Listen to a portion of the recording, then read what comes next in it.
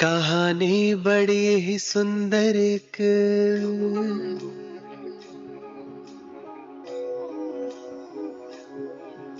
कहानी बड़ी ही सुंदर एक मैं तुमको सुनाता हूँ। एक देश के आदि मध्य अंत का राज बताता हूँ। राज बताता हूँ तुम्हें मैं, राज बताता हूँ। सृष्टि के आदि काल में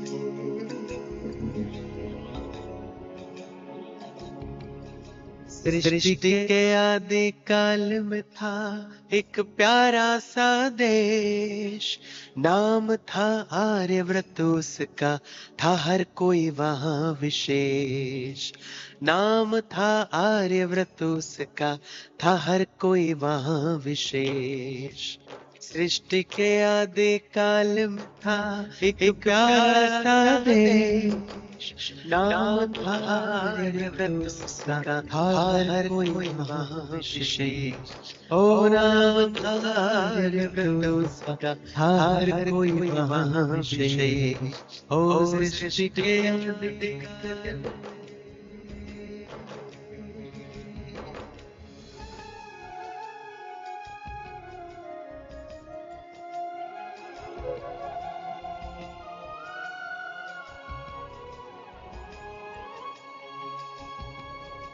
सभी गुणों से संपन्न थे, कोई नहीं वहाँ शोर था।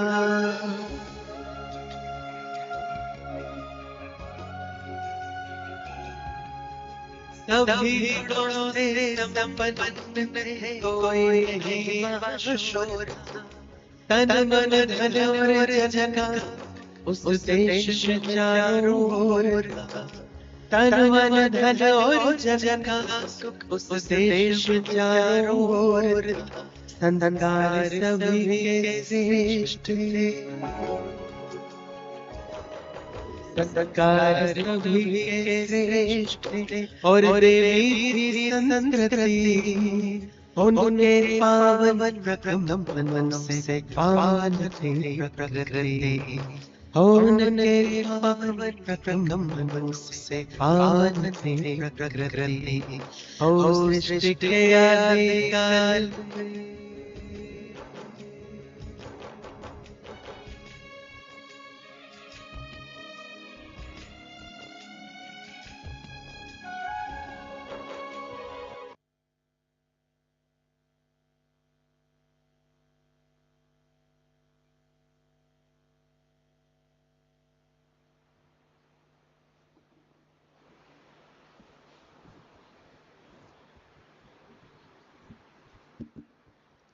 Om Shanti, everyone.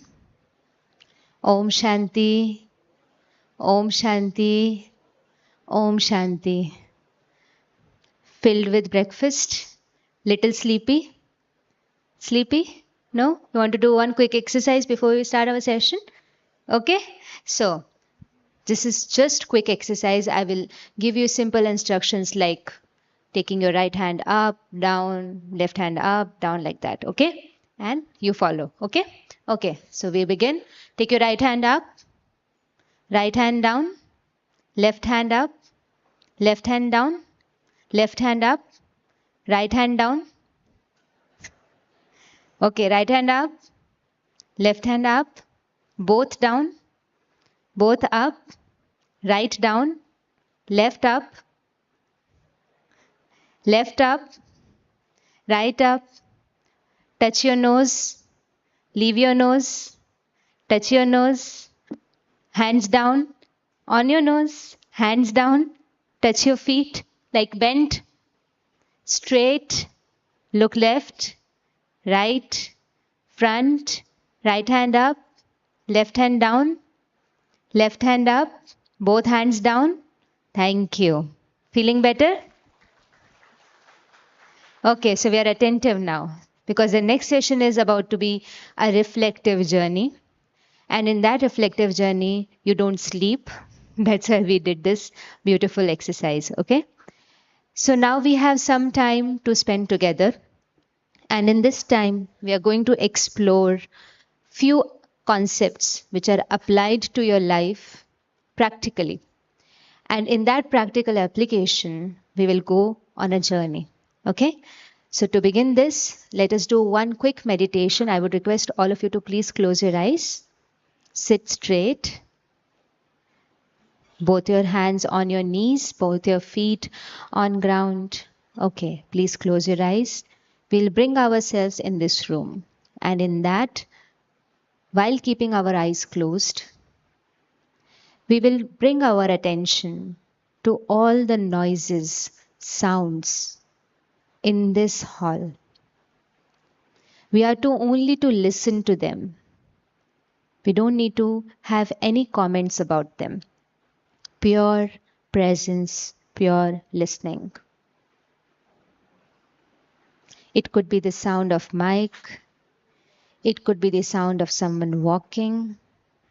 It could be the sound of your neighbor. It could be anything. But for this moment, I am only listening without any comment. The sound could be terrifying.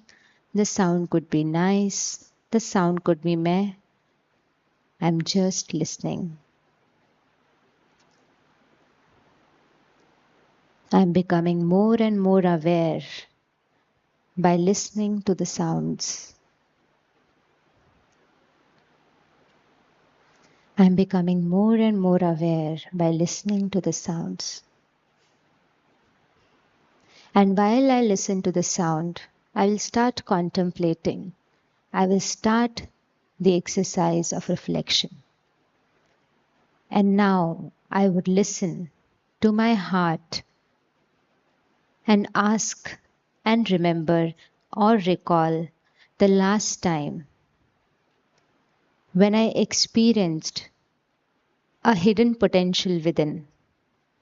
The last time, let us recall an incident where you thought the task in front of you, the person in front of you, the situation in front of you was just impossible. But your own hidden potential made it possible. Let us go back in that time and remember.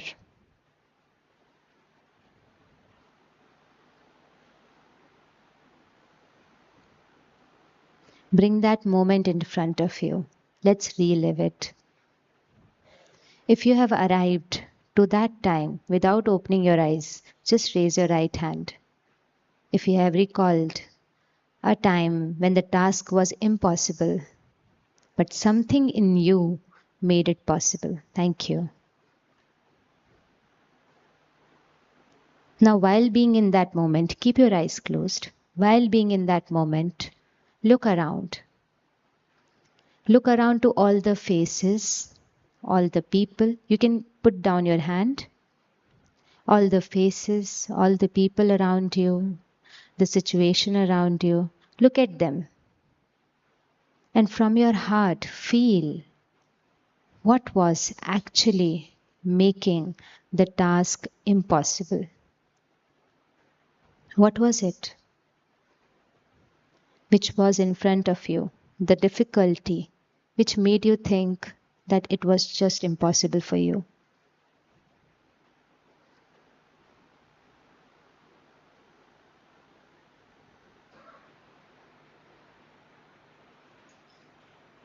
Think about all those emotions, all those restrictions, doubts, limitations that was just making the task, the situation, the person difficult for you. Be in that moment, experience it, experience the energy. Now, being in that energy, bring out your hidden potential, what was in you, the energy in you. the virtue in you, the value in you, which made it possible.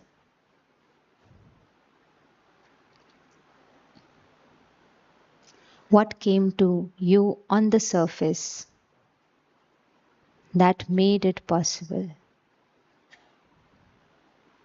How did you handle it? How could you deliver?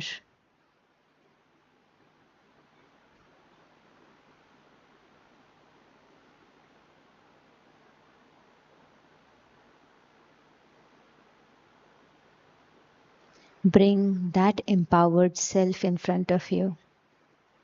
Bring that person in front of you, that confident, courageous person, that tolerant, determined person in front of you. Bring that, the same clothes, the same hairstyle, the same place. Bring that person in front of you. Look at that person. From your mind's eye, look at that person.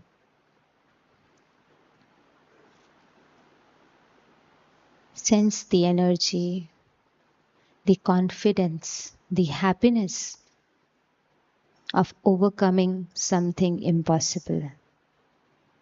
Sense it. Look at that face. Sense it, the sense of victory,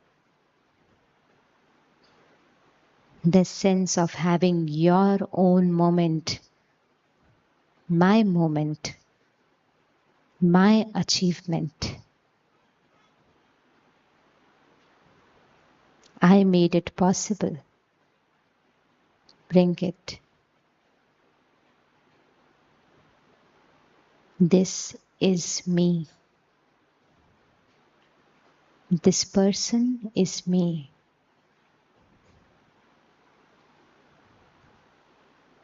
Now gently open your eyes. Did you meet your empowered person? Did you meet your empowered personality? Yes. You could visit the time. You could visit the time. And you met yourself. Now quickly, with your diary and pen. You have diary and pen with you? Okay. Now we will make a quick, small and steady plan.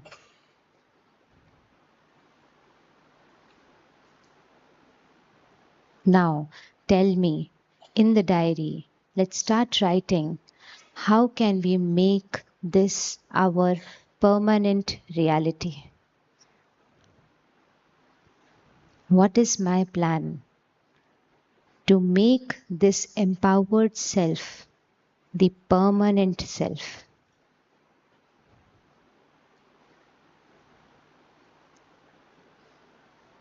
What is my plan?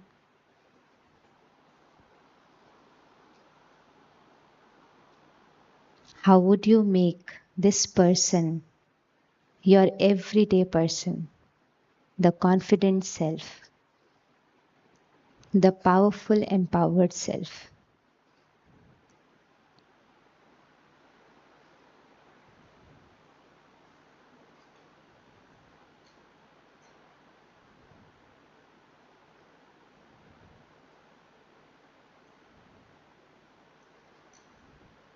Give it a thought.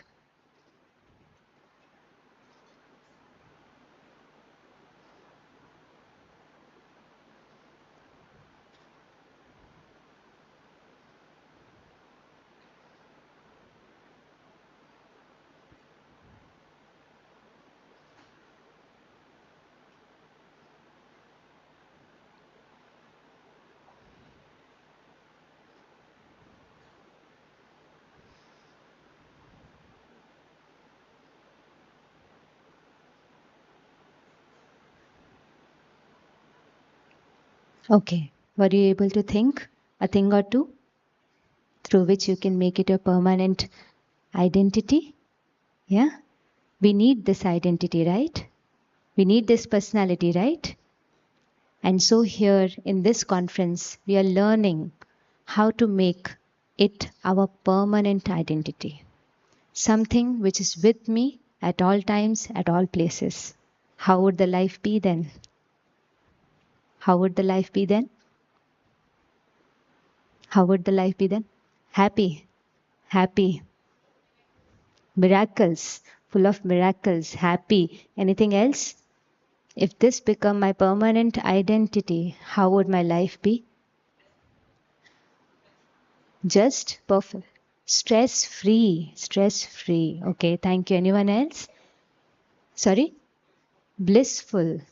Life would be blissful. Anyone else? Sorry? Magnificent. Okay, thank you. So, thank you very much for your attention and this exercise. Through this retreat, we are helping each other bring out this empowered self, which will make our life seamless. Right? So, on that note, I would like to invite Brother Bala on the stage, our dearest brother, to take us to the next session, which is about digital wellness.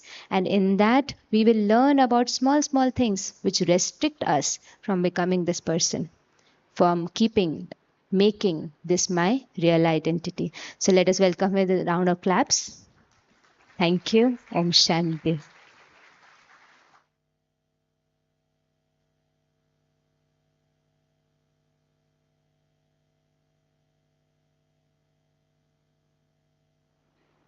Okay.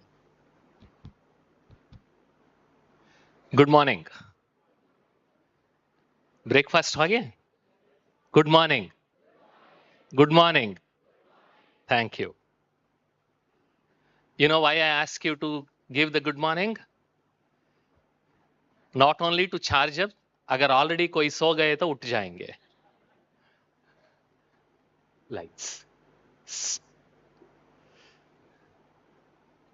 Okay. So we will learn about your favorite instrument, or for some of you, the favorite part of your body itself. So remember these two questions. Who is the master, you or your mobile? You don't have to answer me now. Just remember that question. Just those two questions. And we will revisit this towards the end. Okay?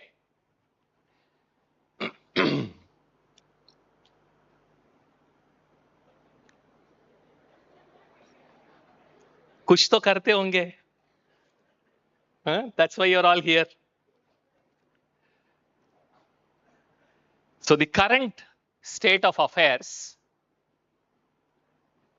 the three reasons for increased digital sorrow in current times. किस प्रकार का दुख है?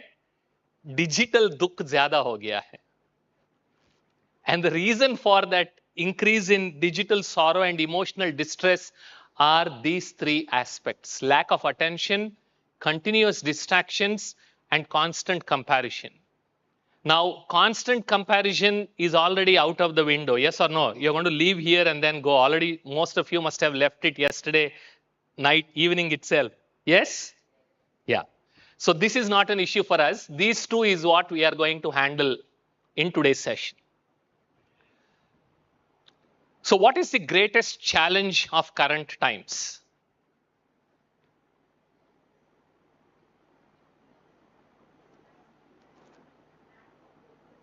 Lack of focus. Okay.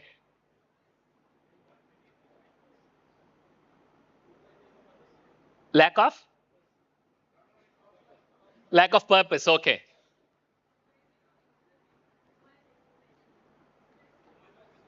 Strength. Stress. Okay. Okay. Waste information. Okay. Lot of digital information. Okay. Now here is something I want you to start take from as a part of this retreat. Try to be solution centric instead of thinking problem centric. Instead of saying, how can I reduce my digital consumption? Wrong question. And in a minute, you will understand why that is. Start asking a different question.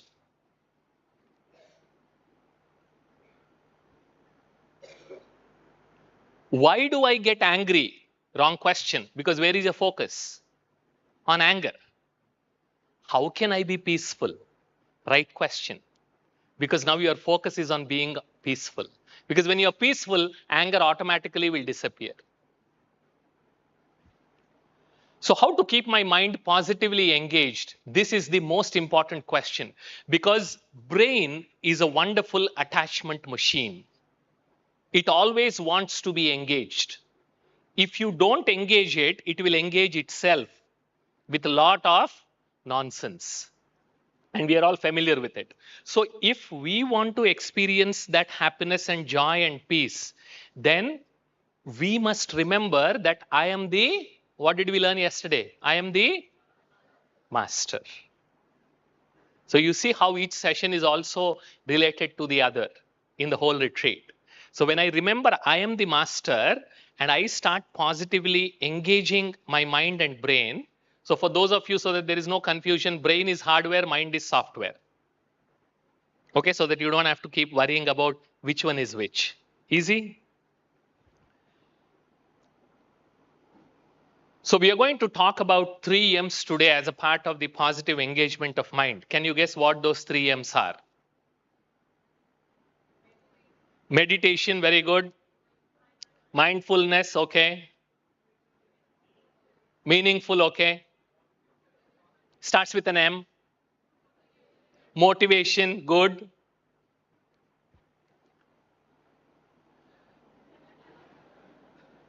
So we're going to talk about mobile, mind, and meditation. And there is a very close relationship. Many people might be thinking, why are Brahma Kumaris so focused about mobile or digital wellness? There's a reason.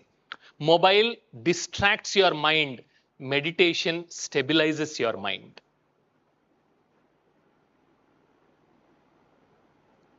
Mobile distracts your mind and meditation stabilizes your mind.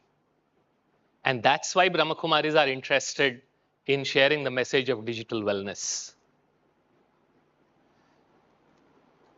When you continue to consume high calorie diet every single day and you don't use that energy, what happens to the body?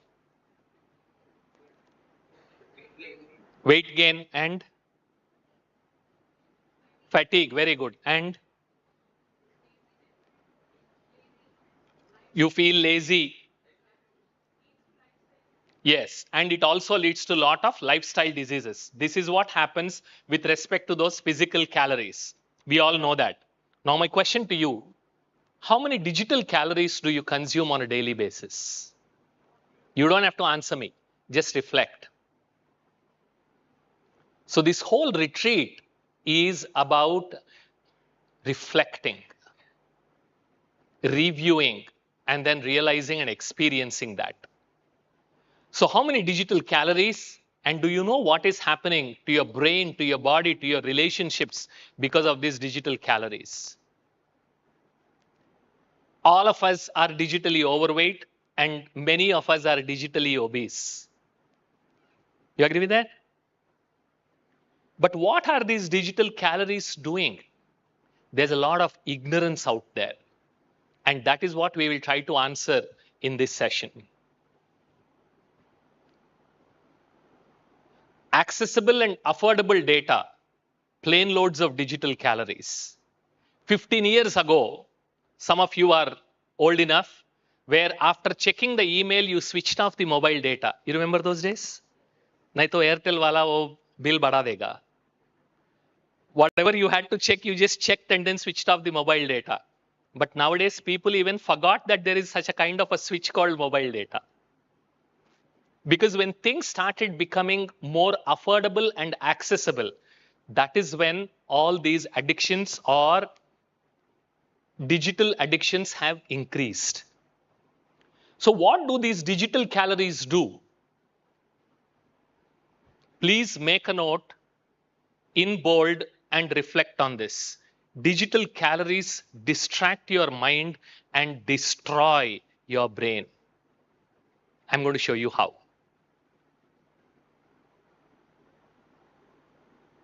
You don't have to write every single sentence because we're going to share the slide deck. But this one is important. Digital calories, what do? They distract your mind and destroy your brain. Not metaphorically, physically destroying the brain. The number of digital calories that we are typically exposed to, I did the math so that you don't have to. That was about 8 months ago. And in 8 months, they must have added another 10 or 15,000 hours of content. Without a break, without a weekend break, 7 days a week, 365 days a year, 4 hours every day, you still need 100 years. 26,000 movies, 2,700 TV shows. Each TV show running for at least 12 or 13 seasons. Each season running for 10 or 11 episodes. Each episode running for at least 45 minutes. Do the math. 50 plus streaming services. And I haven't even added all your favorite apps yet. So literally we are swimming in an ocean of digital calories. And remember, we can't change the world. Yes or no? So whom should I change? Myself. So we can't stop this. But how can I keep myself safe from getting drowned? That is what I need to learn.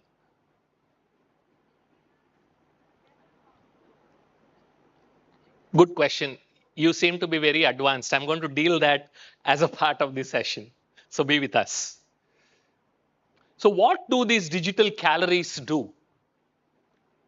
Again, one question. What is the most important skill? We talked about the greatest challenge.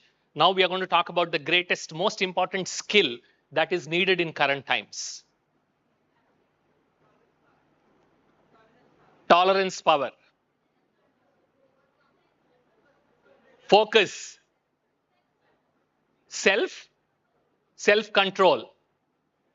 Anything else? Productivity. हाँ, उसका कोई अंत है? Productivity. Knowing when to stop. Skill. Digital literacy. Discipline. Okay. For all these, what we need, and attention is something which we don't pay attention to. Neither in school, nor in college, nor in our professional life, nobody teaches us about attention. Did anyone attend a session exclusively on attention? Not a single hand. Since childhood, tens of thousands of times we have been told pay attention, but nobody told us what it is. How do I enhance it? How do I become better at paying attention? An interesting phrase you see, we pay attention.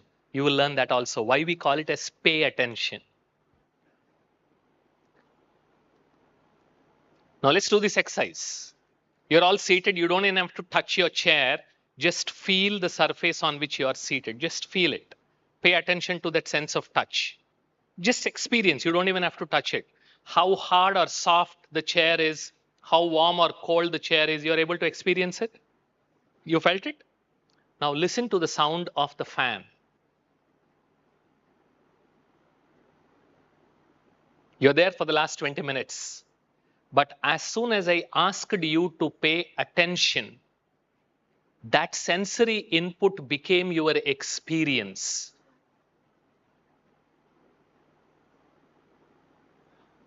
Because brain is a fantastic filter and attention is its gate. Whatever you pay attention to, that particular sensory input alone is processed by the brain. Whatever is processed by the brain becomes your experience. Because if every sensory input is processed by brain, we would literally go mad. That's why brain is very selective. It's fantastic filter. But what is allowed to enter? Whatever you pay attention to. That's why wherever my attention goes, energy flows. Wherever energy flows, life grows. Positive or negative. positive or negative. Each one of us, we are here today because each one of us is a product of our attention. Whether you paid attention to it or not, each one of us is a product of our attention. And what you will become from here on is also a product of your attention.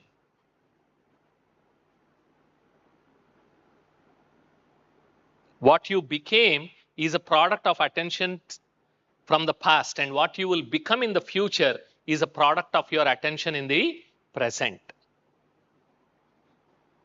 So, who is impacting such an important aspect of attention? When you are focused on doing a particular task, you receive a phone call. You attend the phone call, you come back to the task you are doing. Will you be able to bring back the focus immediately, or will it take some time? For all of us, it takes time.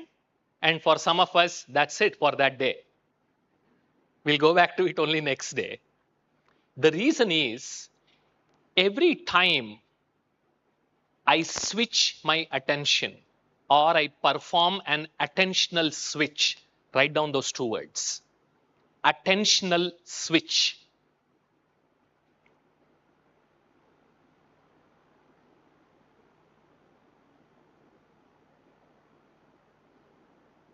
Every time I perform an attentional switch from one task to an unrelated task, a portion of my energy gets spent in performing that attentional switch.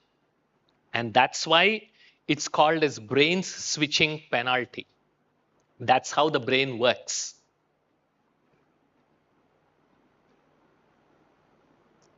And you must have experienced on some days, you get disturbed so many times that at the end of the day, you feel exhausted. And if you look back, nothing productive got done. We experience that? Now that's where your energy is getting spent. Now ask yourself, in a livelong day, for no reason, mobile ने कोई चुरपुर किया ही नहीं है, फिर भी check कर लेते हैं. You know, like one of my friend who commented, we got so used to checking our mobile, it's like a new parent checking the diaper of their kid. होता कुछ नहीं है, फिर भी चेक कर लेते हैं.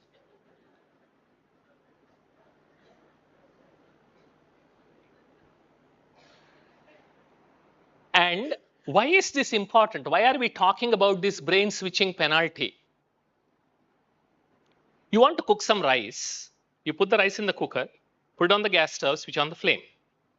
Now, every time you receive a notification or a call, switch off the flame. Attend to the notification or the call. Come back and switch on the flame.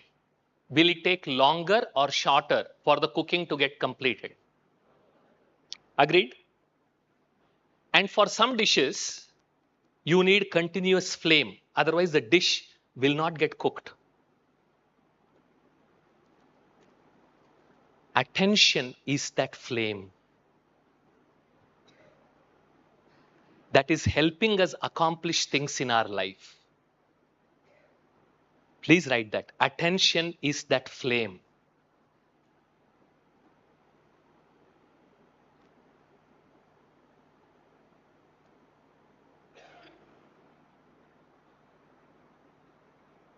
Every time you get distracted, you are switching off that flame.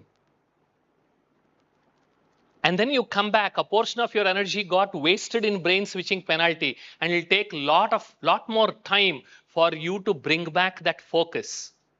That's why both efficiency and effectiveness both get impacted because of this constant distraction. Distraction is equal to switching off the attention flame. Simple equation. What is distraction? You are switching off the flame of attention. Ask yourself. Many of you must be thinking that those times when there was no mobile, when there was only one telephone, or when there was no social media. So we become nostalgic because now you know how much time and energy is getting wasted. Now, many leaders in the audience, nowadays I get to listen a lot saying, Bala, one of the things that is celebrated and asked for during interviews and even in job postings is, can you multitask? So let's see if we can multitask. Ready? Let's play a game. And all of you will need a notebook and a pen because there are still some games that you can't play on your mobile. One of those is this. All of you have a notebook and a pen? Yes. Open a fresh page and draw 2 lines such that your page gets divided into 3 parts.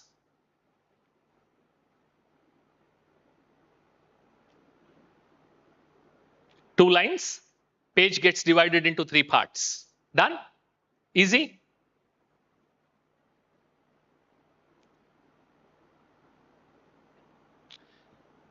Now, attention please. You are not going to start until I ask you to start. So first listen to the instructions. You have this first line. So what I want you to do is write this sentence, multitasking is a lie, on top of this first sentence. Don't start. Attention please. I'll give you time. I'm still giving you the instructions. So how you are going to do is, you are going to write a M on top of the line and you're going to write 1 below the line. You will write a U on top of the line. You will write a 2 below the line. You will write a L. You will write a, very intelligent, good. You will write a 3. You will write a T. You will write 4. So you will keep writing the first letter on top of the line and then you keep increasing the count. You don't have to number the spaces. You have to number only the letters. And what letters I've already given you here. Are the instructions clear?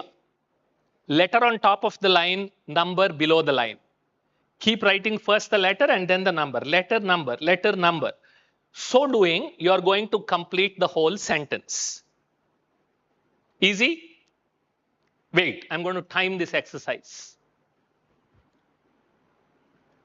Once you're done, shout out. In a second, wait. Start. Letter on top of the line, number below the line.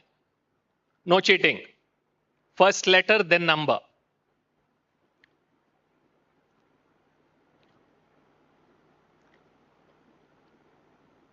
What you need to write is also given on the board. Letter, number. Letter, number. Done? Done? First letter, then number. That's what you did.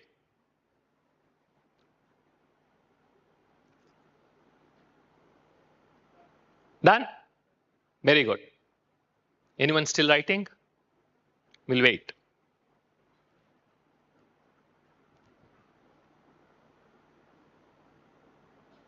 Done?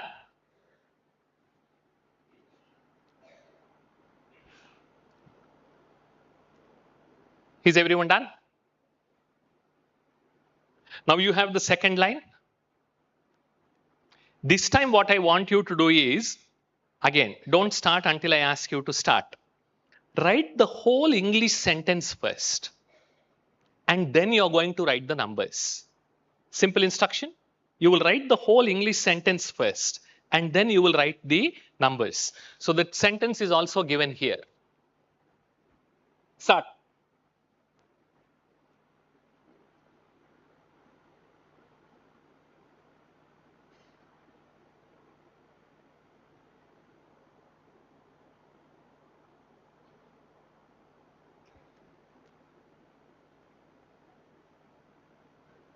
Very good.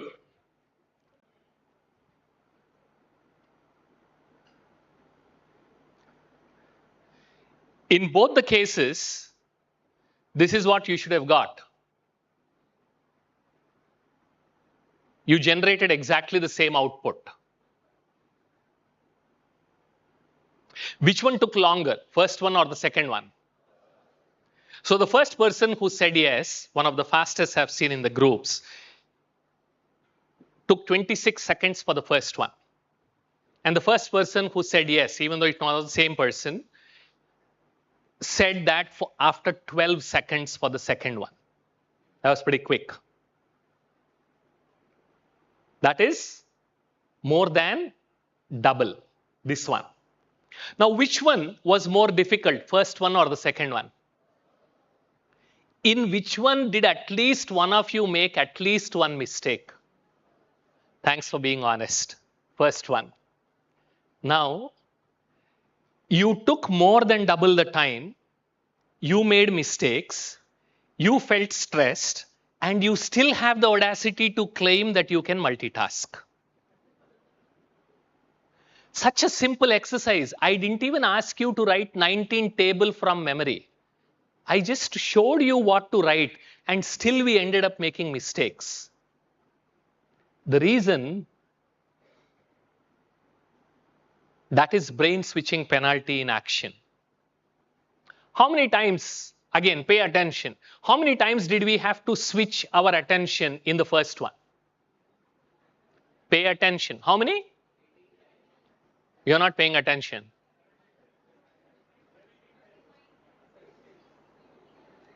36 minus 1, 35 times. Because after you have switched your attention, there is nothing to write here. So you don't need to perform another switch. 36 minus 1, 35 times. And here, how many times? 35 times you switched your attention unnecessarily. And that is what doubled the amount of time you took, and you felt stressed. Because human brain cannot do two cognitively expensive tasks at the same time.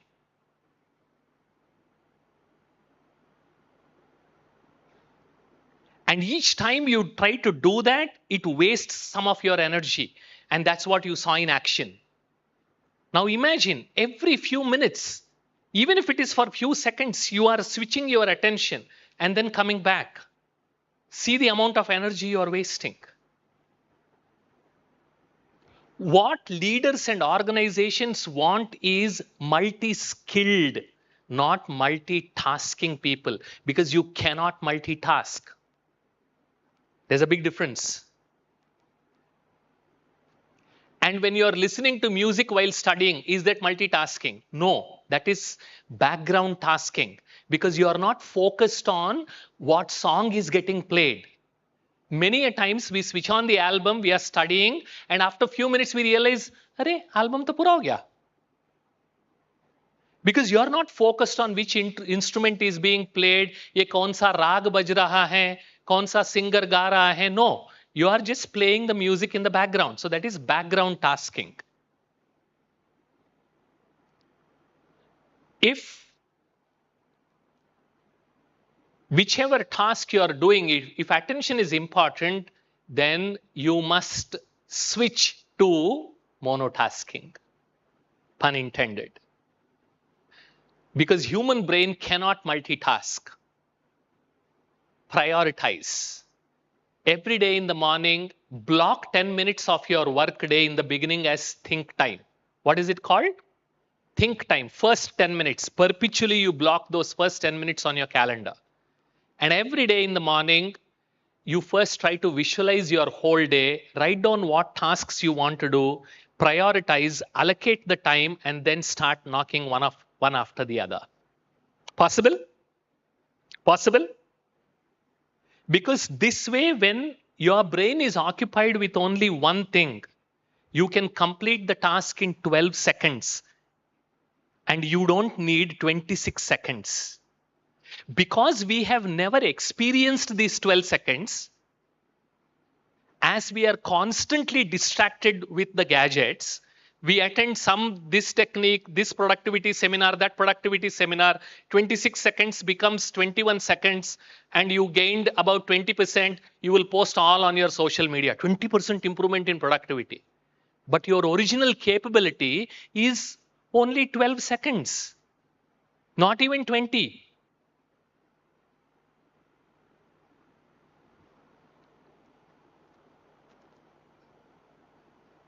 8 hours I spend in front of my desk, 20% focus or 25% focus.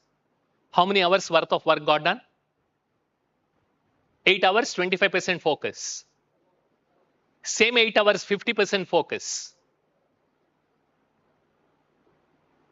We have all experienced this. And that's the importance of attention. And this is what is getting impacted big time.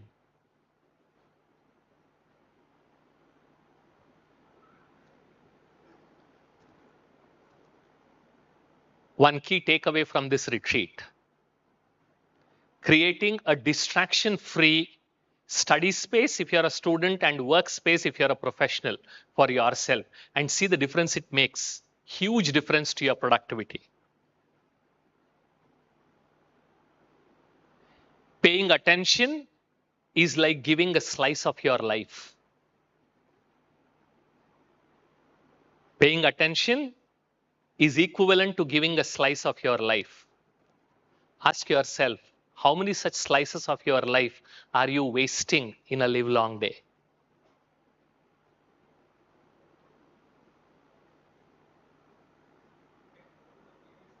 Yeah.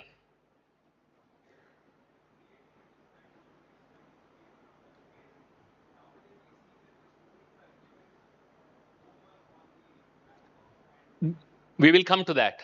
I handle that in the next part of the session. Yes. Yesterday we learned about the mind, and then I promised you we're going to learn about the brain today. So one property of the brain is called neuroplasticity. Plasticity comes from Greek word called plastikos. That means that which is flexible or that which can be molded. That's why it's called plastic. Neuroplasticity means brain's ability to change its physical structure in response to our thoughts and in response to our actions. If I were to scan your brain before you started this retreat and after you attended this retreat, assuming you focused and then took in something, then there will be physical changes inside the brain. If there is no attention, then there won't be any changes. How does this work? Now, this is a slice of your brain. These are the neurons. This is before learning something. It could be anything, any skill. After learning, what happens to the exact same slice of the brain?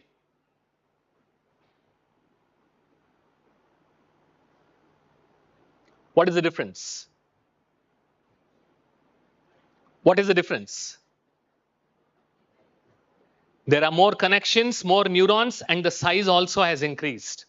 This is exactly how we learn things. Every time you learn something, that information, that learning is encoded into the brain in the form of bunch of neural circuits. What are they? Neural circuits. And what does learning mean? Write down another equation. Learning is equal to attention plus repetition. Learning is equal to attention plus repetition. When I repeat something with attention, and remember, because attention is the gate for the information to get inside the brain. You can fool anybody on this earth, but you can't fool your brain. Because if there is no attention, it will not allow information inside. So when you pay attention and repeat something, that helps create these neural circuits. So the simple principle of this neuroplasticity is, the more you repeat a task with attention, the stronger the neural circuits. The stronger the neural circuits, the easier the task becomes. And stronger the neural circuits, the longer you will remember. That's what we all experience. The stronger the neural circuits, the longer you will remember. And whatever you repeat, brain makes it easier. Most important principle. Whatever you repeat, brain makes it easier. Can you repeat? Loudly. Again. Again. Again. Remember that.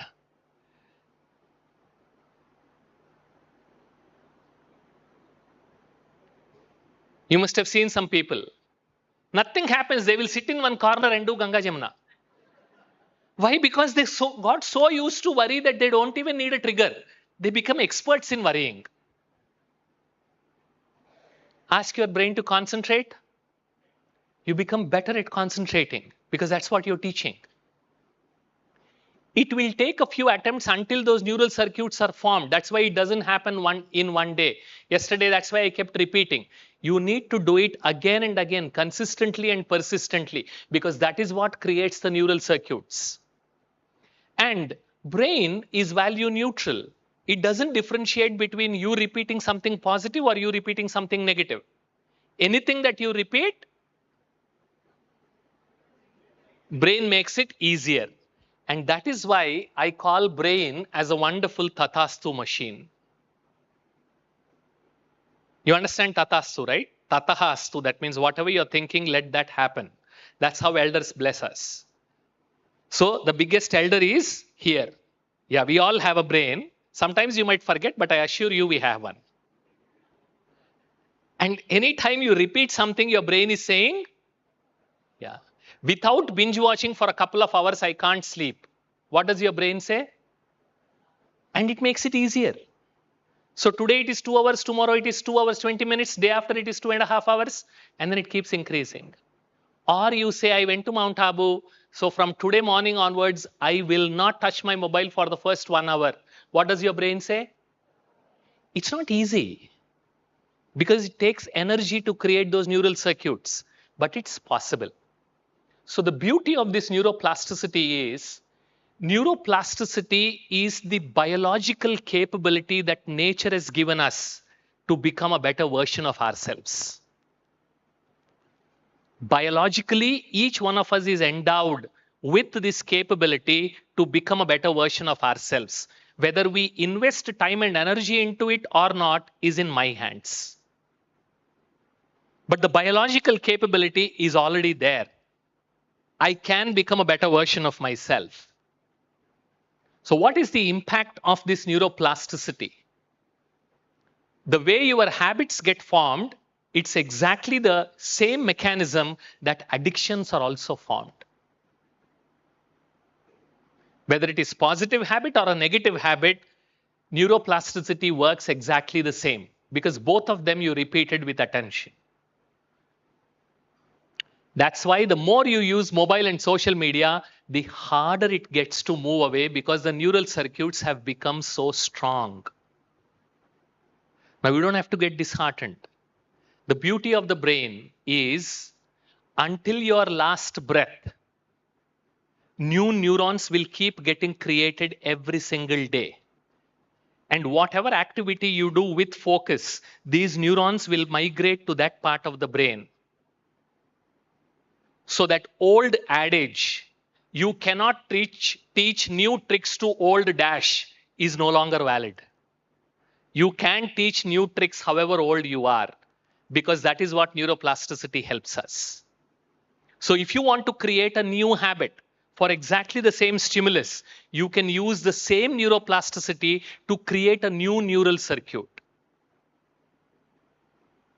In the evening, especially if once it starts getting dark outside after 6 p.m., I don't feel like sitting in my room. That's why what I do, the stimulus is, if I sit there, again, I will open this book or I will call somebody. So I don't want to distract myself. I walk out of my room and take a nice walk.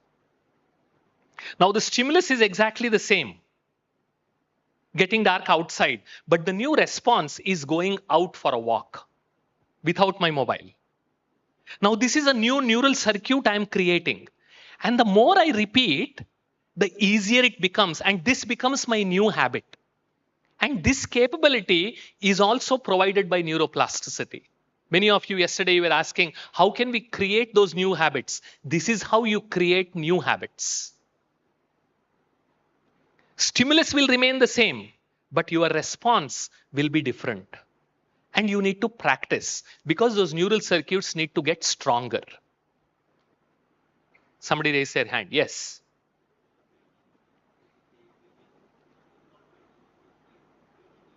Aging. No. The only thing that matters is difference because of age is you have to repeat it a few more times. That's it. Ability to form the neural circuits is there, but it will just take a little longer because you need to repeat few more times because that capability weakens a little bit with age. We'll explore that also. Clear so far? Okay. Now this is another most important insights you are going to get today. Digital gadgets are inherently addictive. That's how they are designed. Whether it is your gadget, whether it is your app, they are designed to make you get addicted. Take this example. If something is a tool, it is just waiting there to be used. For example,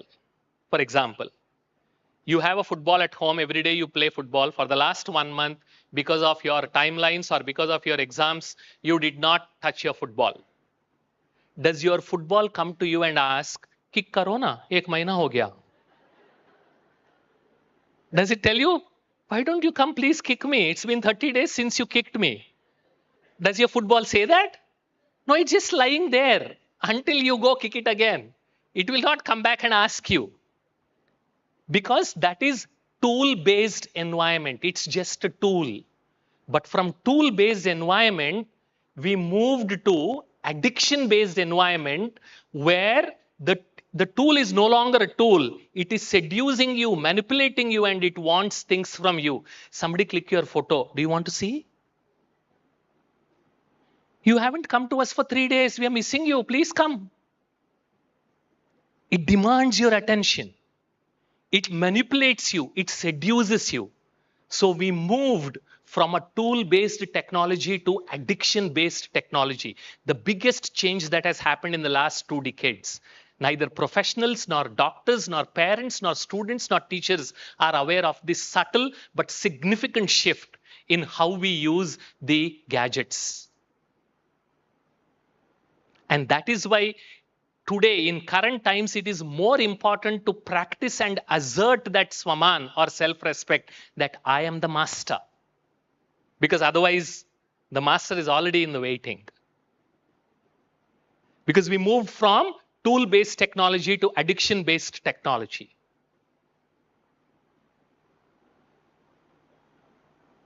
Another important principle. The more something is accessible and affordable, it increases addiction. Now, if you want to move away, you flip the script. You make it inaccessible, you make it unaffordable. Then automatically, whatever you got addicted to, you can start moving away from it. Now, how do you make it inaccessible or unaffordable? Let me give you an example. A friend of mine, every day when he used to come back from office, he would sit in his couch and then watch the television for a couple of hours. He got sick and tired. His wife got sick and tired with his habit. He wanted to get out of it, but he could not. So one day his wife called me and she said, Bala, we need your help. You know, this fellow, he comes from office for 2 hours. He watches television, anything that is running, nothing like there's something specific. And he wastes his time. He doesn't spend time with the kids. And he also wants to come out of it. We need your help. I made a simple suggestion. I said, tomorrow morning when he goes out to office, hide the remote. Because today's televisions are all smart televisions. Without a remote, they don't work. And I said, he will come back, yell and shout at you, tear his hair, tear his clothes. Don't give them a remote. So she hid the remote. That evening he came, he was checking. There's no remote. So how do you switch on the television? Nothing will come. So for 10-15 minutes, he was uncomfortable because those neural circuits, they were raging inside for the dopamine hit. He was not going to get because his wife decided, kuch bhi karo, remote nahi milne wala. Then after 15 minutes, he started getting up and started, engaging himself with the kids and other activity. Now this became a new neural circuit. So every day he would come and every day he would not find the remote. So for 1 month, she did this. And after 1 month, it became natural now. Now, even if the remote is in front of him, he won't pick it up because that new neural circuit got created and that became a new habit. And that's why in our culture, we are asked to do 21 din ka vrat. For 21 days, you are asked to take a vow. And you are asked to repeat same time, same place, same thoughts, same action. Why? Now you know the science behind it. Because that is typically the time it takes. For some, it takes less, for some, it takes more. Even 1 hour of attentional practice can start creating neural circuits. But for them to become stronger and become a habit, it will need few more days. Depending on your practice and attention, it might even take a few weeks. And that's why internet addiction is a recognized psychiatric disorder in current times. In every major town and city in India, we have internet de-addiction centers. People are spending tens of hours every day, 10, 15, 16 hours online. This addiction is so strong that you see South Korean teenagers, they wear diapers while playing games. I'm not kidding. So that they don't have to go to bathroom to take the bathroom break. Because if they take a break, they will lose points. That's the level of addiction we are talking about.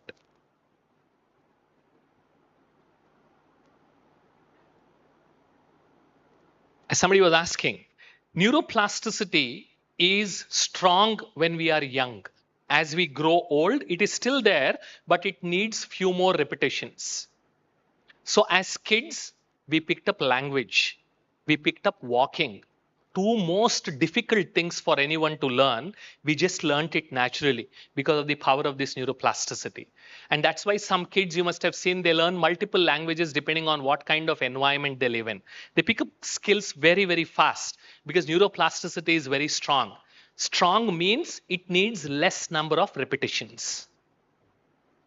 It requires less number of repetitions. I'm going to show you the photograph of a small kid, 18-month-old kid, not 18 years, 18-month-old kid. His dad, who was a laborer in Indonesia, he was a smoker, and just like that, he introduced smoking to the 18-month-old kid. And the kid started smoking 40 cigarettes a day within 2 months. And the Indonesian government had to intervene and take the kid away. That's the power of neuroplasticity. And now, we discussed about digital gadgets being addictive, and we talked about neuroplasticity being powerful for kids. See the deadly combination. How many of you have seen kids who don't want to eat without a screen? Now you know the reason. And I see unsuspecting and ignorant parents celebrating. मेरे बच्चा ना 2 साल का है, WhatsApp में message भेजता है. What is there to celebrate? What have we done to our kids? Give the mobile, yaar. Just 1 hour. I have a call with my CEO. दे दो. Who introduced that gadget to the kids? Did the kid ask? Who gave you the authority to spoil someone else's future? And as a parent, if you don't have time for your kids, why did you bring another soul into this world? I'm sorry, no intention to hurt you, but this is something I'm very passionate about. You have no right for your own convenience to spoil one more soul's future. Because that's what they need. There are other constraints, I agree. But that is what you need to budget into. Because if you start giving them these gadgets which are inherently addictive and they are extremely powerful in terms of learning new things, they get addicted to it so fast. I'll give another example. My neighbors, both of them software engineers, They put their 2-year-old daughter in the daycare center. And nowadays in daycare centers, you don't find many nannies. I don't know how many of you know that. You will find many iPads. Because for every kid, you just give the iPad at the time, you just feed them and they are happy. The nannies are happy because whoever is running the center is happy because they don't need to spend so much more money on hiring more nannies. So she would stay in the daycare center whole day. In the evening, they would bring her, put in front of her the 60-inch television, switch on the cartoons, and because they need some personal time with each other. And kid is a nuisance. So they put the kid in front of the 60-inch television for next 1.5 hours. And this continued for months together. At least next couple of years, I warned them, they didn't listen. She stopped emoting. She stopped understanding emotions. She just stares at you. And when she speaks with impeccable American accent. That's the only skill she picked up. Now ask yourself. And they had to work really hard to bring her back. Because the neuroplasticity is so powerful and things are so addictive. Day after day. Count the number of hours the kid was spending in front of the screen. Because they never checked what the kid was doing in the daycare center. And they had to struggle. And for some people, you will meet kids. I don't know if you have not already met, but I have seen kids. They are so violent. They can't eat if you don't give them the iPad or mobile. They hit, they beat, they yell, they shout, they fall sick. And they don't want to study. They want to continuously keep watching. Now, what kind of future we want to create is in our hands. You decide.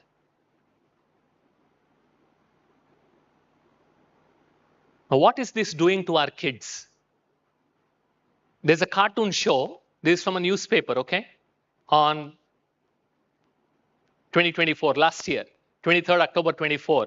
So they're talking about the digital addiction in kids. 2 cases are given here. First case, 9-year-old Rohan. He started watching an animation-based show which was filled with violent scenes. And he started behaving like the protagonist and turning violent after continuously watching the show. For the last 2 years. Now you imagine what impact it would have caused in that little kid's brain when the kid started behaving violently. Violence, oil, sugar, salt, sex, all these 5 are extremely addictive. That is why every game that is designed is filled with violence. Every mobile game, if you watch, is filled with violence. And that's why in the name itself we have that word called war, Warcraft. One of the most famous games because it's all about violence. And that's very, very addictive. Now see this other kid, 10-year-old Ananya. She was watching a very famous cartoon show which was having a doll in it. And she started behaving like that doll. And now you know why. This is what is happening. Hundreds of thousands of kids out there, silently, those so many parents are struggling. Even doctors don't seem to understand why this is happening. You know, one of my doctor friends, he called me recently. He said, Bala, I need your help. I said, you are such a wonderful fellow. Why do you need my help? He said, I got addicted to reels. I'm not kidding.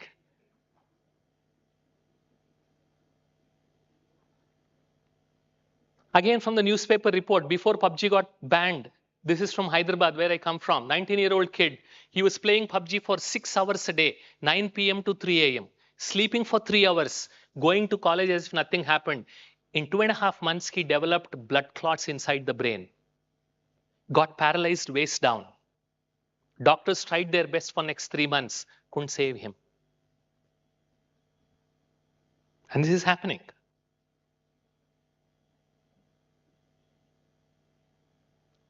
Because dad said, study, don't play PUBG.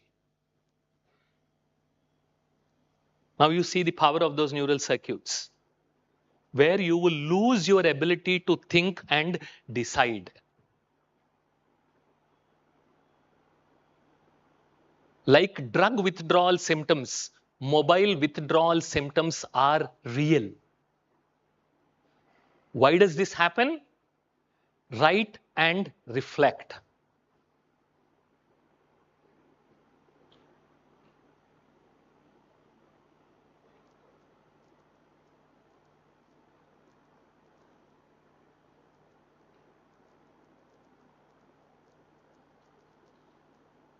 That's why it's so hard to stay away from our mobiles. This is the reason.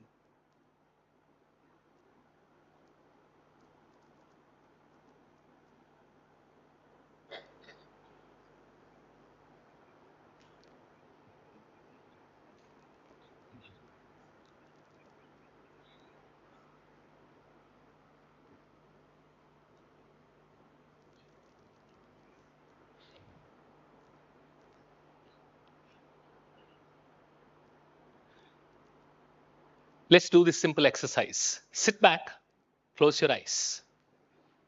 Sit straight, sit back, close your eyes. Take a deep breath. Take a deep breath. Let go of any tension in any part of your body and relax yourself. Slowly breathe in and breathe out. Bring your attention to your stomach. As you breathe in, the muscles of your stomach expand. As you breathe out, the muscles of your stomach contract. Relax yourself. As you relax, gently visualize your typical day from the time you wake up till the time you sleep, and gently review what do you do whenever you want to relax. Don't judge, don't analyze, just review. What do you do when you want to relax on a typical day?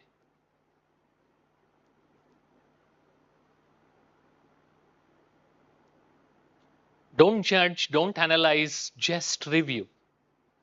What are those moments when you try to relax, and what do you do as a form of relaxation?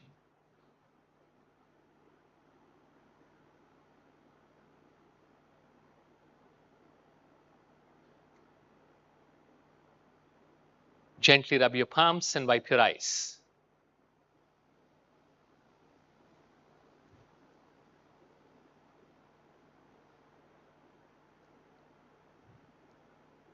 Most of the times, yes or no? Waiting in the queue, waiting for the cab, waiting for the meeting to start, waiting for the speaker to arrive. And if that is what we are doing for relaxation, you do it for 2 minutes, it becomes 20 minutes, and then it becomes 2 hours. Even if you watch relaxation videos on YouTube for 2 hours, do you feel relaxed or stressed or exhausted? Is there anyone here who says, for 2 hours I watched reels continuously, now I am so energetic, I'll work for 4 hours. Does anyone say that? What happens at the end of those 2 hours? You feel empty inside? You feel empty inside? You feel frustrated? And you feel disturbed? You feel exhausted? Because what you are doing in the name of relaxation is you are stimulating your mind and brain. You're not relaxing, you're stimulating. If you have a mixie at home and you continuously run it without switching it off, drrr, drrr, drrr, what happens to the mixie? First smoke starts coming out and then it gets spoiled, right? So ask what you're doing to this mixie. From the time you wake up till the time you sleep, are there any moments that you are giving any stop?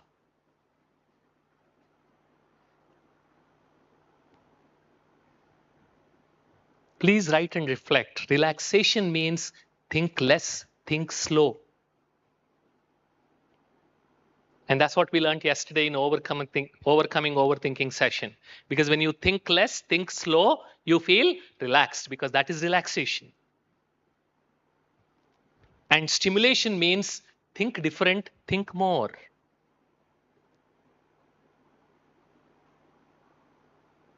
The first few minutes when you change the task, because brain likes novelty, you will feel it, you are getting relaxed. Yes or no? But that is not relaxation. As it continues, because you are thinking more, you feel exhausted. So now you might ask, Bala, all this is okay.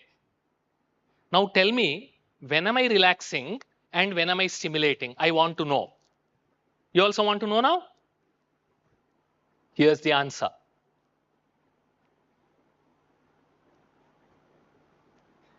Whether it is a 6-inch screen or a 60-inch screen, wherever there is a screen, can you repeat? It is not relaxation. Again, wherever there is a screen, it is not relaxation.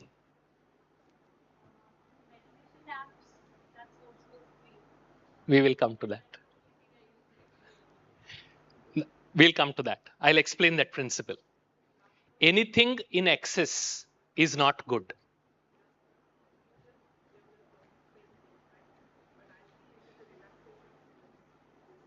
Yeah, it depends on what kind of content you are consuming. And because it is just 1.5 hours, you are feeling relaxed. Now, if you want to continue this, I will ask to postpone the break and I will continue for 1 more hour. Everybody will be sleeping or silently they will walk out. I will make all the doors also closed. Then it won't be relaxation, right? So I am not saying that you throw the baby with the bathwater. I'm not saying you should stop using mobiles or gadgets, but learn to become responsible digital gadget users. You should know when to use, when to stop.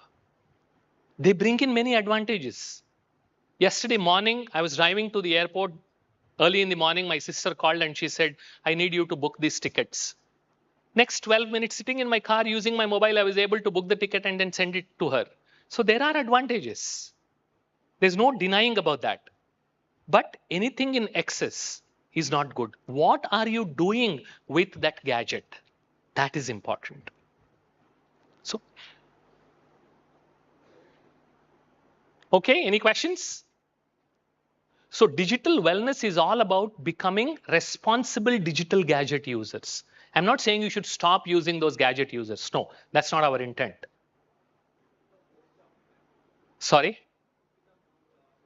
What would be the modes of relaxation? Very good question. I was about to come there. Take another couple of minutes.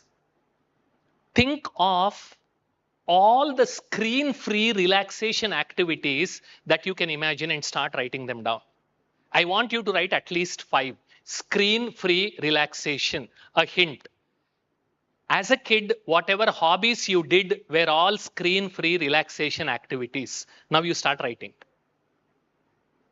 At least 5, I want each one of you to start writing.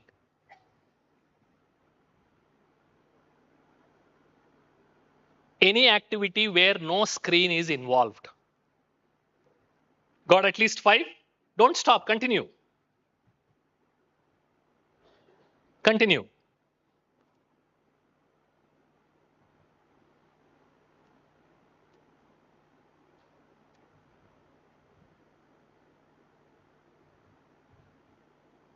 All of you got at least 5? At least 5? Very good. We'll come back to that list in a minute. A constantly stimulated brain is a weak and stressed brain. That is why so much exhaustion. We wake up in the morning, we are still exhausted. We don't feel that energy because you stimulated your brain before sleeping.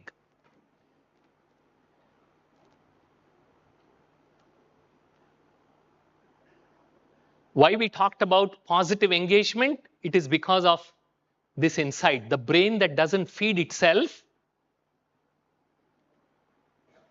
very powerful, eats itself. And that's what we are doing to ourselves. And that's where the new word last year introduced by Oxford Dictionary. The low quality digital content, online content people are consuming, they are literally destroying the brain cells. They are literally killing the neurons. That's why I said digital calories distract your mind and destroy your brain. Rot is the short form for rotten. That's what we are doing to our brains.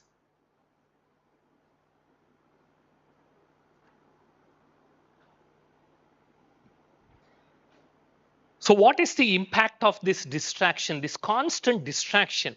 What is it doing to our mind? What is it doing to our brain? And why that attention is important? This is a glass. All of you can see this. Now, if I keep shaking this, will I be able to use this glass? As long as it is shaking? As long as my hand is shaking, will I be able to use the glass? Even if the glass is made out of gold, it is useless as long as my hand is shaking. If I have to use the glass, my hand needs to be stable. This hand is my mind, and this glass is my brain. If I want to utilize my brain, I need to stabilize my mind.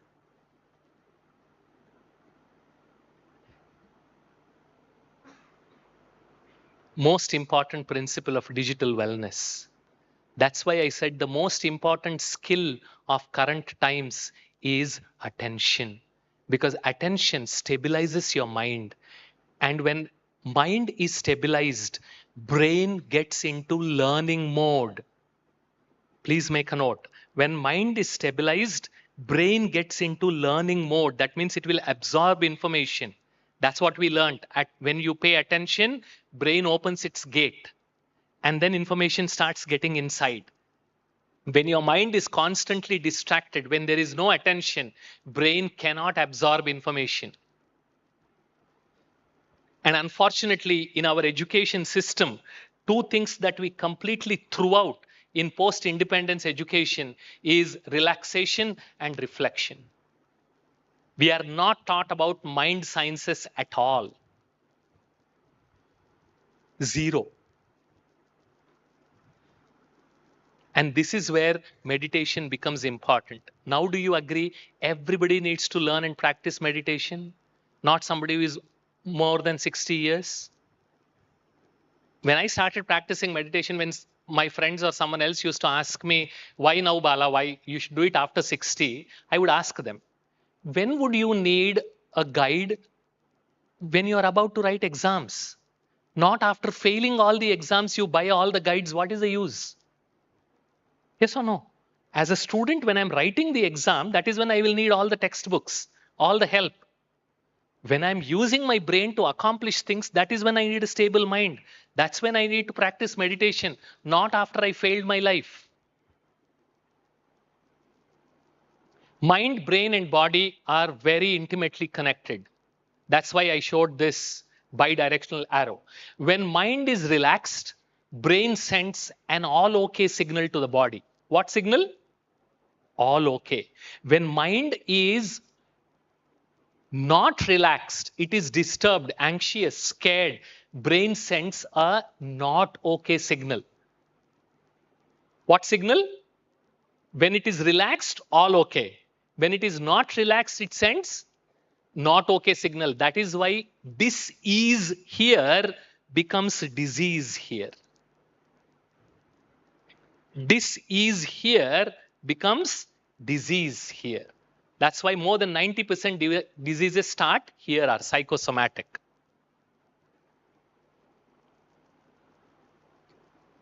What is the cost of this constant distraction?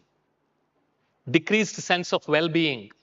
It impairs our decision-making capability, increases irritation and anxiety. We have all experienced this. Increases attention deficit hyperactivity disorder among kids and attention deficit disorder, ADD, among elders.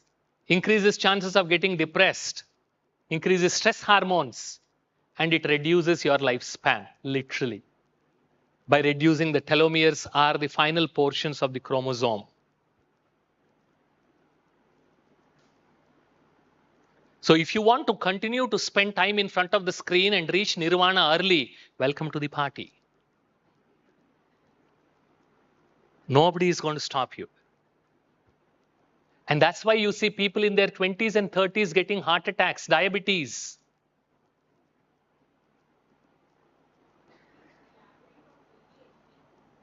ADHD is attention deficit hyperactivity disorder, where the kids are not able to stay stable.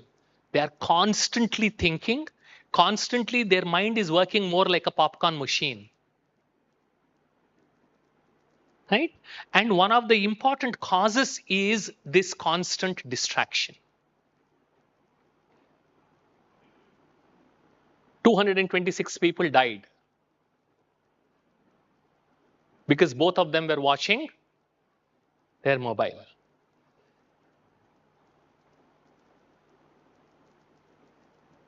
वो धीरे से प्यार से अंदर से मार रहा है, इसलिए हमको पता नहीं चलता है. Right? Slowly, sweetly, it is destroying us from inside. As a digital wellness coach, many people come to me after they started getting suicidal thoughts, after they are unable to sleep, unable to eat, unable to focus. That's when they come to me, because by then they would have spent countless hours in front of screens.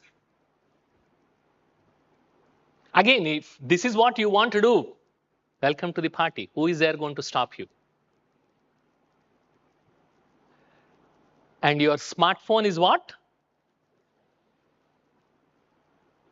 Your smartphone is your distraction machine, on-demand distraction, ODD.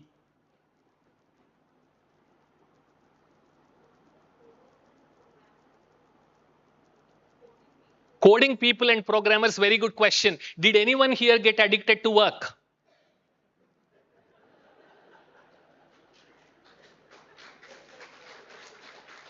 I would love to meet them.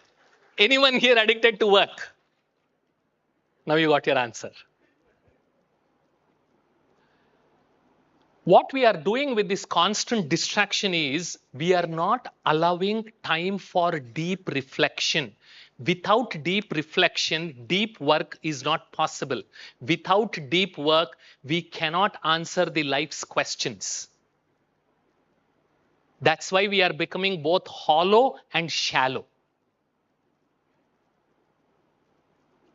We have replaced internet and gadgets as a substitute for personal memory, and that is both misguided and dangerous. Both reasoning and recall are getting impacted. And constant distractedness that net encourages is very different from purposeful relaxation or diversion. Both are totally two different things. Now, many people ask, there was a question a few minutes ago, I said I'm going to deal that. So we're going to talk about it now. Where schools are celebrating, we don't use textbooks. They are so old school. Yesterday. We only use iPad. We communicate with our students on WhatsApp. Let's see that. Now, we learned about neuroplasticity. We learned about brain switching penalty. The third property of the brain is neuroassociative conditioning.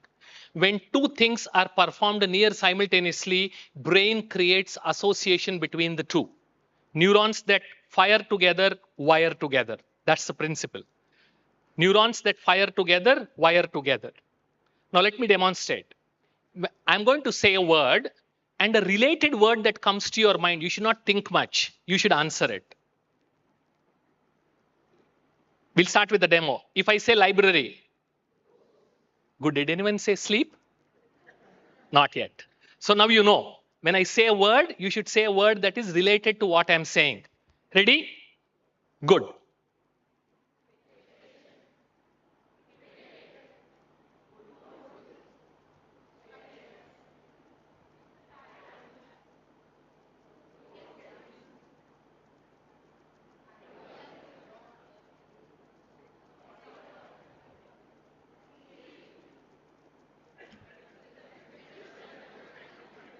Go ahead, go ahead.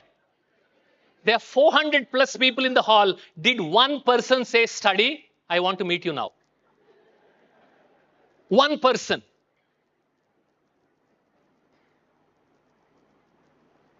When you go against the association that is made inside the brain, you will need a lot more energy to redirect that association and then create a new one. That is why any deep learning is not possible through screens. Please don't fool yourself. Watching a video is okay. Watching some of those, but you need to practice those. You need to reflect, especially for students. If you move them completely to the screens, it is destroying their IQ. It is destroying their EQ. Once in a while, using those gadgets is okay, but replacing the book completely is wrong. I'll give you a specific example. One of my friends, she is a professor in a medical college. 125 students after MBBS, they wrote their MD exam. How many students do you think got qualified? Pick a number. Pick a number. 4, 10, just one person. Only one. And they were curious. What did she do differently that she got qualified? All other 124 students, they used screens to read. And while they were reading, what happens? Click me, come to me, watch me, and once I go, I am lost. She was the only one who sat in the library, old school, opened the books and spent hours together.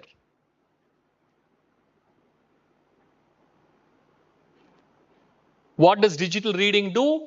Because you approach things with an entertainment mindset, not for deep study. We just did that exercise. Propensity to multitask. That means you do two different things, like people walk and then listen to audiobooks as if they are saving time. It is just to stroke their ego. Neither that happens nor this happens.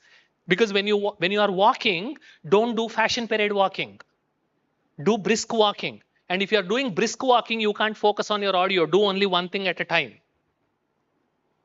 Reduced use of annotation, less frequent reviewing of what has been read. Now here comes the answer about the ebooks.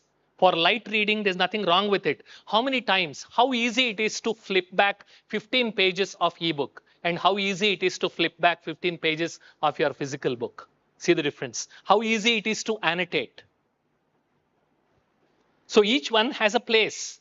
But when you replace one with the other, that's when the problem starts. More mind wandering. Yes or no? That's the book if any one of you is interested. How We Read Now. She's explored this topic very beautifully. For all those who are policymakers, parents, teachers, professors, please watch this video. This is from UK. Summarizing the recent research that has been done in Sweden. Anyone is interested in the paper that she's talking about, we will email that to you. Just watch. Home. But then their children go to school and they experience hours of screen time in the guise of educational technology or ed tech. Whether that's in the form of iPads and Alexa voice assistants for nursery school children, learning systems like Power School in primary school, or Google Classroom on secondary school devices. Who has proven that this deluge of screen education is what's best for our children? No one has.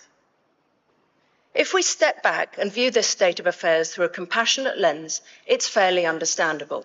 Let's wave aside the fact that only 7% of UK edtech companies have conducted randomized controlled trials, and just 12% have used third-party certification. Let's put these pesky facts aside. At the beginning, these products seemed futuristically exciting. Well-intentioned schools spent fortunes buying and implementing the latest software and trained their teachers in how to use it. And some of the tools, like no more marking, have been helpful for teachers. But now we have better data on how tech is impacting pupils, so we must press pause and, in many cases, rewind. The Karolinska Institute in Sweden recently published research concluding that there's clear scientific evidence that tools impair rather than enhance learning. Sweden has taken note and been the first country to kick tech out of the classroom, reinvesting in books, paper and pens.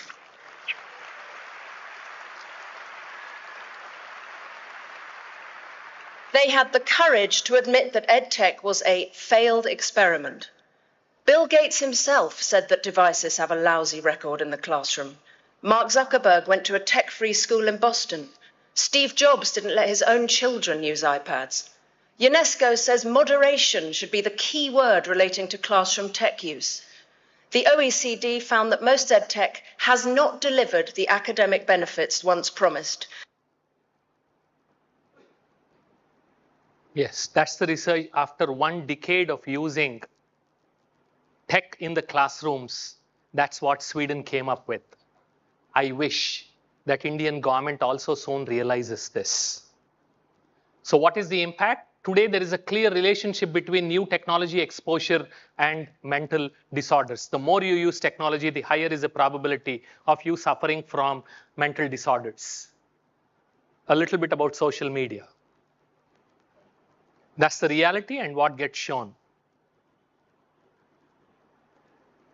The more time you spend on Facebook or any social media, the more lonely you will feel and higher the probability of getting depressed. This published literature.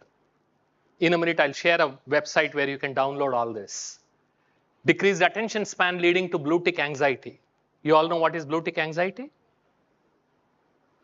Increased social media usage linked with lower self-esteem because of constant comparison. Increase in suicides. And these are the numbers. 2009, they introduced mobile on social media. 70% increase. 151% increase on suicides. Non-fatal self-harm. Because they are not able to engage their mind positively. They feel blank. They need some stimulation, so they cut themselves. That is non-fatal self-harm. And it's happening.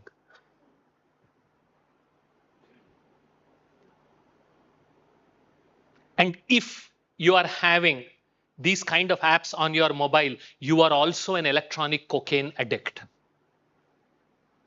whether you like it or not. That's when I said withdrawal symptoms. Now, if you have that courage, uninstall all that nonsense. Dil dhadakti hai. That is your withdrawal symptom. Now ask yourself. Impact on your body. There's not a single organ that is left without getting impacted. Sleep, the biggest casualty of current times. Because when it starts getting dark, brain releases a hormone called melatonin, what we call a sleep hormone, which helps relax us so that we can sleep. But if you continuously keep staring at the screen, your brain gets strict. And it postpones the secretion of melatonin because the blue light in that screen light, it tricks your brain and says, abhi raat hui nahi hai, aish karo. And that's when your sleep keeps getting delayed. And that has huge impact on our body. We need at least 6 to 7 hours of proper deep sleep every day. Because this is the impact of sleeplessness. This is just a representative list. Go through it.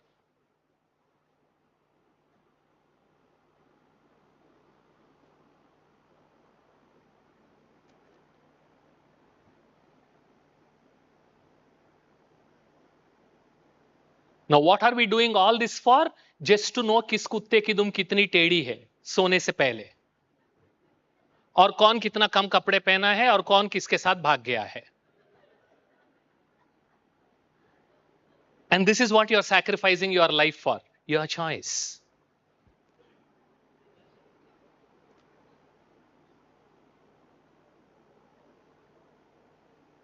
That's why I said excess of anything is not good. It comes from our culture. Atirupena vai Sita. If Sita was like Shurpanaka, then Ravana wouldn't have come after her. Atirupena vai Sita. Rupa means beauty. Atigarvena Ravanaha. The arrogance of Ravana did him in. Atidanam Balirdatva. The Bali Chakravarti story. If you don't know, make a note and search after the session or after the retreat. too much of dan or giving away your wealth is not good. Atidanam balirdatva, ati sarvatra varjayet. Excess of anything in any aspect of your life is not good. The same goes even with our gadget usage. That's why we say the Brahma Kumaris digital wellness message is become responsible digital gadget users. Anything in excess is not good. How digital silence helps the brain. This is the research. Productivity. These mental breaks, they increase productivity, replenish attention, solidify memories, encourage creativity. Now, go back to the screen-free list of relaxation activities you listed. Pick one that you want to start practicing from today or from tomorrow onwards. Just one. And remember the neuroplasticity. Initially, it will be difficult. The more you keep repeating, the easier it becomes because your brain needs it. Choose one screen-free relaxation activity that you only have listed. Decided? Good. So if you're interested, we'll share the deck so you don't have to click the photos. There are many of these books that you can do. The one thing that I would encourage you to is create a timetable for your mind. Positively engage your mind, we said, right? We create a timetable for day-to-day activities, but also create a timetable for your mind. If I'm in office, what should I think? When I'm at home, what should I think? When I'm sitting in meditation, what should I think? So like physical hygiene, we have digital hygiene. Don't keep your mobile on the dining table, because that's one of the dirtiest pieces that we carry. Disinfect your mobile regularly, at least once a week. Do not carry your mobile to the bathroom. This is causing a lot of problems. Yes, both for digestion and elimination, you need focus. And if you're distracted, that system doesn't work properly. Mobile should be kept at least 10 feet away from you while you're sleeping. Please start doing it from tonight. You should not have mobile beside you. And why do we have mobile beside us? Because of this. I recently bought one extra alarm clock at home. It costed me 299 rupees with snooze facility. Digital alarm clock on Amazon. So if you think your life is important and it is worth more than 299 rupees, place an order. And by the time you go back, it will get delivered. Then there is no need for you to use mobile as alarm clock. Then there is no need to keep the mobile beside you. And do not touch your mobile at least for 1 hour after you wake up, 2 hours before you sleep. Because you need this mobile-free time for your relaxation. That first 1 hour after you wake up, your brain is more like a sponge. You need to fill it with something positive. That's why in our culture we talk about performing puja, chanting mantras, doing Surya Namaskar. All of these are meant to keep us active and fill ourselves with something positive. Not start your day by checking your social media accounts. Don't. And keep mobiles away from your kids. I will need few more minutes. Is that okay? If your break is going to get shortened by another 5 minutes. Thank you. And some of the ways to unplug and detoxify. If you think you are the master and your mobile is your slave, you can change your slave, isn't it? That's why we call it as a slave. Give this a shot.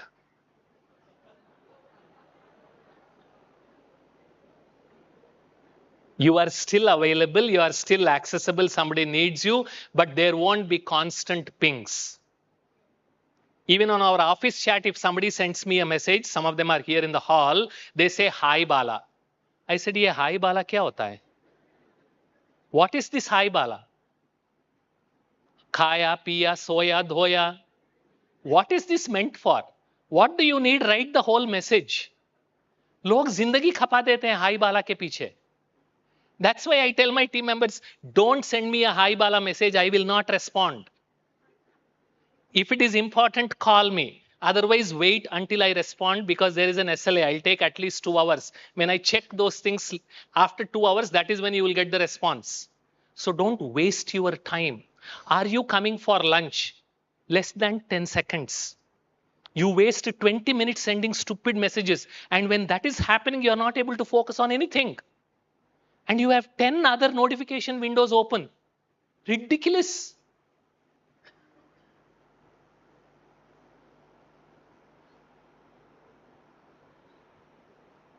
You don't need any of them. Switch off all notifications because notifications are chief wreckers of your attention. Make your bedroom radiation free. Have screen free breakfast, lunch, and dinner starting today, including your break. No screens. Possible? And I heard that a lot of you are speaking and watching your mobile while eating. Please don't do that. Focus. Don't waste the food. Here, whatever food is done, it's first offered to God and then prepared with a lot of love and served. You can eat as much as you want, but don't waste it. And don't waste time speaking. Focus on your food. Eat with lots of love. Possible? From today afternoon, no screens. I'll come today afternoon to check. Avoid using mobiles for all non-essential activities. Once a week, do mobile fasting as a family. Mobile उपवास रखो, अच्छा है. Family के लिए, सेहत के लिए, मन के लिए, ब्रेन के लिए मोबाइल का उपवास अच्छा है. 24 घंटे, 1 day. And don't worry, you're not going to miss a single message because nobody is going to miss you.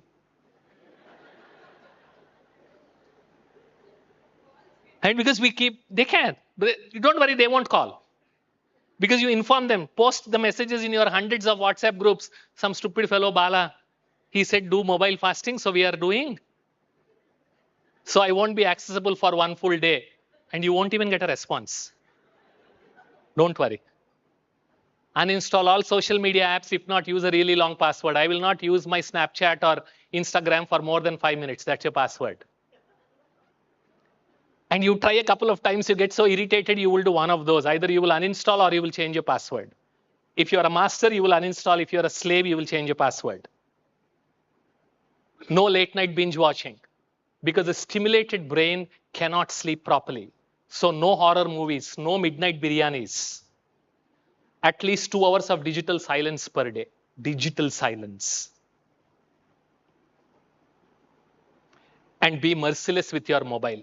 अपने मोबाइल के प्रति रहम दिल मत बनो. Going for dinner, lunch, breakfast, meeting, leave your mobile. Spending time with your family, leave your mobile aside. You're doing some serious work, leave your mobile aside.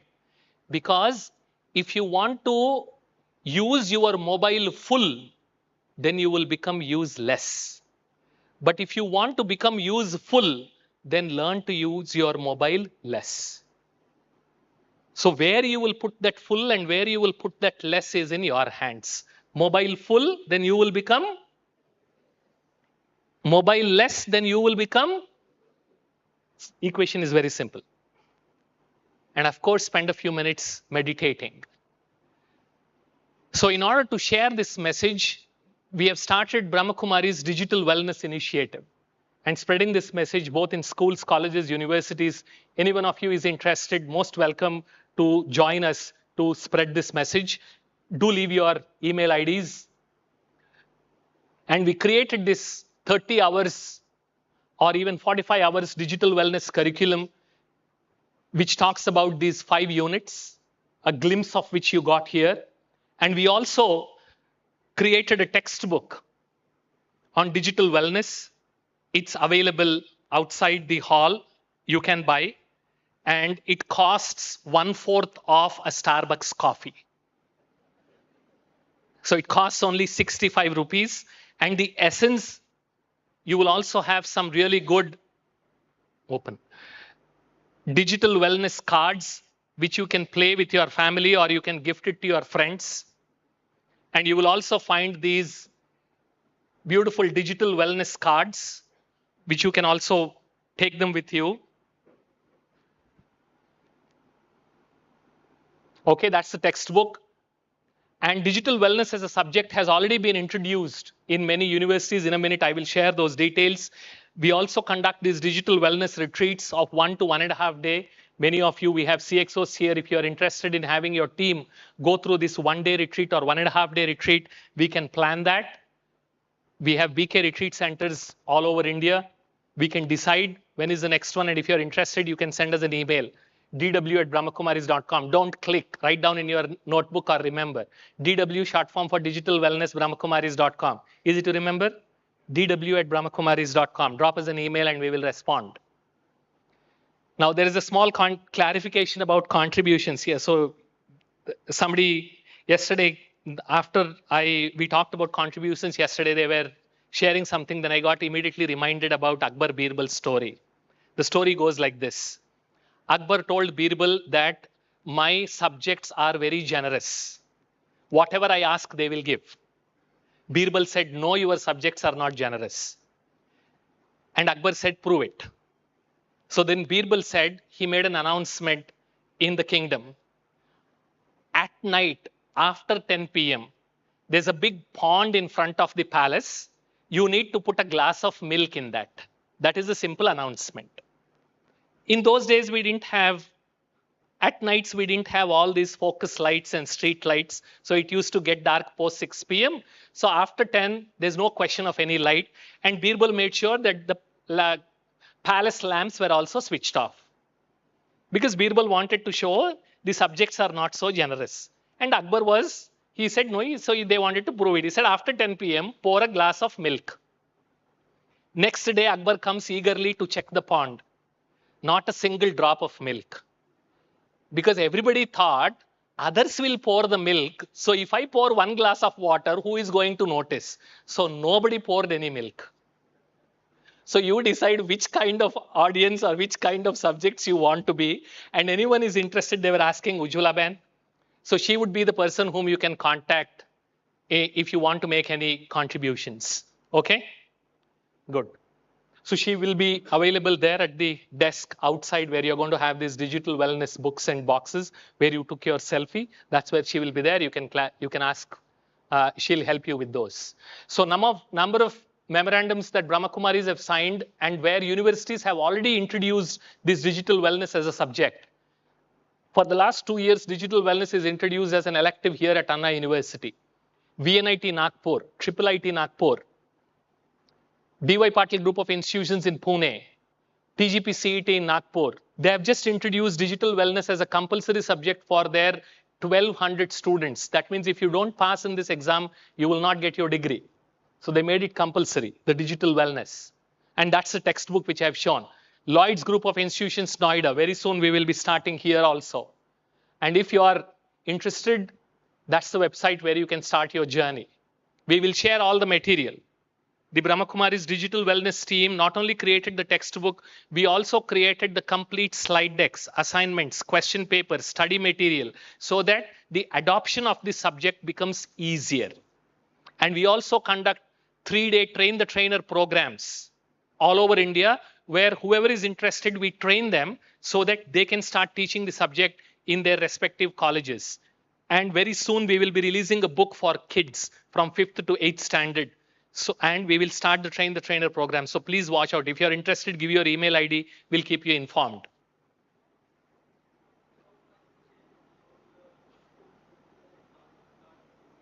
So we will share that with you. Just share us with your email ID.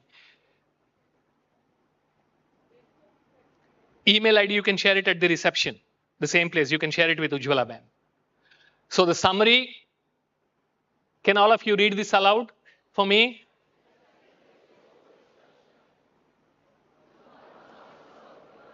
Let's change it. I am the master of my mobile. Say it. Again. Again. We started with that question, remember? Now you got your answer.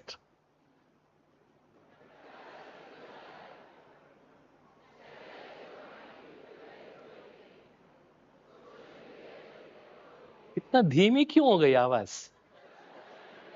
जोर से बोलो ना. Say it loudly. हाँ.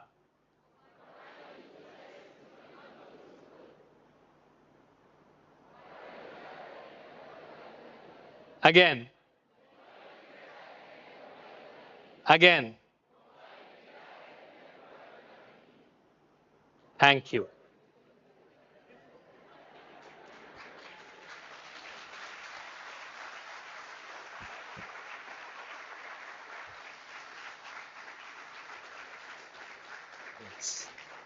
We'll take only 1 or 2 questions and then we go for the break. Is that okay?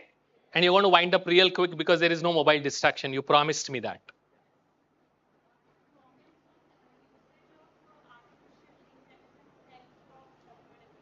Yeah, we will do that during the break. Yes.